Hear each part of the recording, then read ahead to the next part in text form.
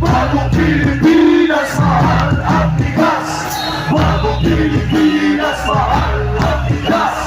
Bagong Pilipinas, mahal ang bigas. Bagong Pilipinas, mahal ang bigas.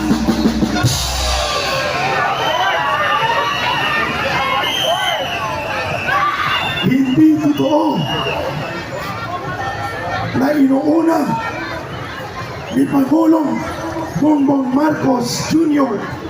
ang kapakanan ng sambayanang Pilipino, sapagkat kung totoo yon, hindi niya itutulak ang hindi kailangan na pakikipagdigma sa China na mawawala ang $100 billion trade relations ng bansa sa China kapag nagkaroon ng digmaan sa ating bansa.